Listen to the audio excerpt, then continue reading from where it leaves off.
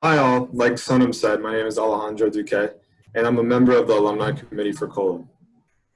I would like to thank those who took the time out of their day to listen, learn, and grow with us on how we can empower and advocate for our neighbors in the Black community. I'd like to remind you all that we must remember what we heard here today should not be kept solely to ourselves.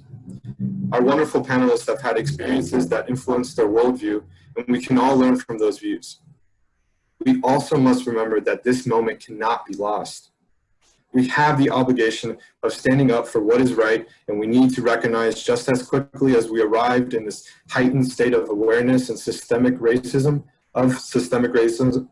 that when we peer into our near history, we see the Black Lives Matter movement not have nearly the support it does now. This shift in public image has occurred quickly, largely due to the tragic murder of George Floyd. In this horrific occurrence of police brutality, it was evident that there was no way to soften the actions of the police officer.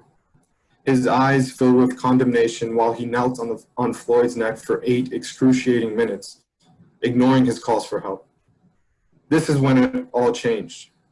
This is when folks who before were unable to understand the plight of the Black community were able to see a glimpse into their reality, a reality that has been their lives for generations.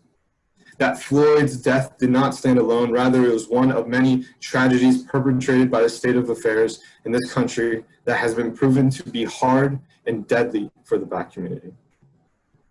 It must be us. It requires every one of us to be held accountable and take lessons and grow from them.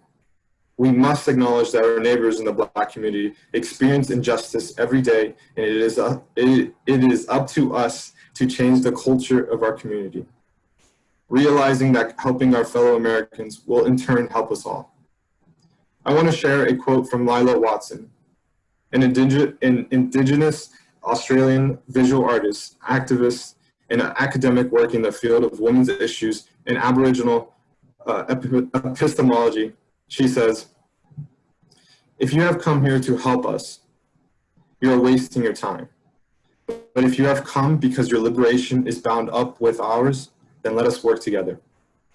Reflect back on how we have been and recognize how we can improve. This is a must if we want to see the injustice abolished from our country. Take what our panelists have said today and understand that as non-Black people, we can never truly understand the plight of the Black community, but we can always elevate their voices and believe and act when they cry out for help. Just as Lila said, our liberation is bound with theirs." Thank you to all our panelists for presenting their unique perspective and ideals. Our panelists gave us their time, and we at the Central Ohio Leadership Academy are grateful for their generosity. I would also like to thank Andrea Summers, Jordan Davis, Alicia McCoy, and the Executive Board. Without them, this entire panel would not have been possible. Panels such as these are important for us to expand our understanding and give us first account experiences. After we are done here today, let's continue to grow and learn, talk with others, and have the uncomfortable conversations that are necessary for growth. As we part ways today, please consider supporting Black-owned businesses in Columbus. And to name a few, consider donating to the Minnesota Freedom Fund, Columbus Freedom Fund, Justice for Breonna, Campaign Zero, the NAACP, the LGBTQ Freedom Fund, and the Okra Project. More information on these organizations will be provided in our follow-up email.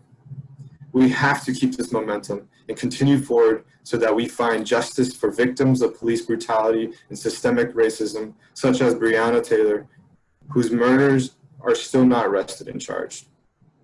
On that note, thank you all again for attending, and please stay happy, healthy, and have a good night.